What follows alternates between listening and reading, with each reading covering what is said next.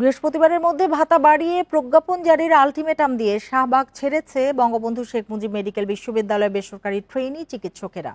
সে পর্যন্ত কর্মবিরতি চলবে বলে জানিয়েছেন আন্দোলনকারীরা। রোববার বিকেল 5টার দিকে শাহবাগ সড়ক ছেড়ে যান তারা। এর আগে দুপুরে শাহবাগ মোড় অবরোধ করেন তারা, ফলে ওই এলাকায় যান চলাচল বন্ধ হয়ে যায়। আশপাশের সড়কে দেখা দেয় তীব্র যানজট।